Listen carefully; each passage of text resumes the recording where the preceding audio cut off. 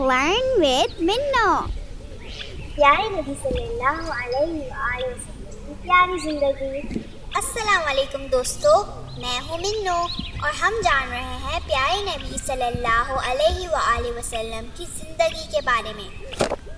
نبی کریم صلی اللہ علیہ وآلہ وسلم جب بی بی حلیمہ کے پاس آئے تو بہت چھوٹے سے تھے، اور جب بی بی حلیمہ آپ صلی اللہ علیہ وآلہ وسلم کو اپنے ساتھ اپنے گھر لاتی ہیں تو وہ بہت کمزور ہوتی ہیں۔ بی بی حلیمہ اپنی کمزوری کی وجہ سے اپنے بیٹے کا صحیح خیال نہیں رکھ پاتی تھی، لیکن جیسے ہی بی بی حلیمہ آپ صلی اللہ علیہ وآلہ وسلم کو دودھ پلانا اور ان کا خیال رکھنا شروع کرتی ہیں تو اللہ تعالیٰ ان پر خوب مہربان ہوتے ہیں اور آہستہ آہستہ ان کی صحت بہت اچھی ہونے لگتی ہے۔ بی بی حلیمہ نے اپنے گھر میں کچھ جانور پالے ہوئے تھے جو کہ موسم کی سختی کی وجہ سے بہت کمزور سے ہو گئے تھے، لیکن آپ جانتے ہیں دوستو، اللہ کی مرضی اور ہمارے نبی پاک صلی اللہ علیہ وآلہ وسلم کی رحمت سے سب کے سب جانور خوب صحت مند ہوتے چلے گئے، اور بی بی حلیمہ سمجھ گئیں کہ ضرور یہ کمال اس چھوٹے بچے کا ہے جن کو وہ اپنے ساتھ لائی تھیں۔ نبی پاک صلی اللہ علیہ وآلہ وسلم بی بی حلیمہ کے پاس 2 سال تک رہے۔ جب تک آپ صلی اللہ علیہ وآلہ وسلم بی بی حلیمہ کے پاس رہے، ان پر اللہ کی رحمت ہی رحمت رہی۔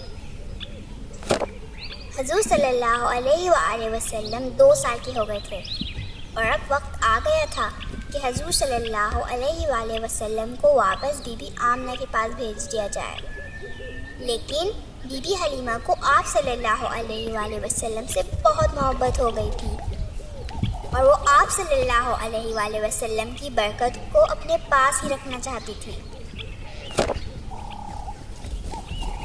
اللہ پاک نے ان کی خواہش پوری کر دی اور مکہ میں کوئی بیماری پھیل گئی، جس کی وجہ سے بی بی حلیمہ کو کچھ اور دن حضور صلی اللہ علیہ وآلہ وسلم کو اپنے پاس رکھنے کا موقع مل گیا۔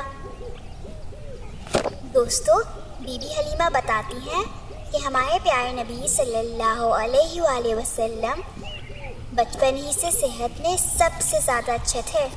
آپ صلی اللہ علیہ وآلہ وسلم بچپن سے ہی بہت سمجھدار تھے، اپنے ساتھ کے لڑکوں کو کھیلتا ہوا دیکھتے تو تھے، لیکن کسی بھی فالتو کھیل میں اپنا وقت ضائع نہیں کرتے تھے۔ بی بی حلیمہ کے دوسرے بیٹے بکریوں کو چرانے، یعنی بکریوں کو پہاڑوں اور مختلف قریب کی جگہ سے کھانا کھلانے لگے جاتے تھے، جس پر آپ صلی اللہ علیہ وآلہ وسلم نے بھی ساتھ جانے کا کہا، اور اس طرح آپ صلی اللہ علیہ وآلہ وسلم اس پوری دنیا کے سردار کھیل کود کے بجائے بھیڑ بکریوں کو کھانا کھلانے میں اپنا وقت لگانے لگے۔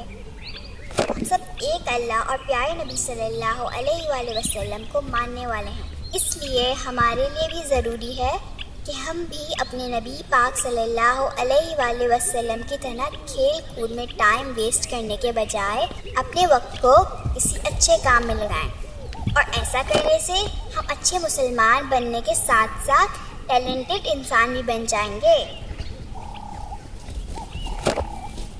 آپ نے آج کی کہانی سے کیا سیکھا؟ مجھے کمنٹ کر کے ضرور بتائیں۔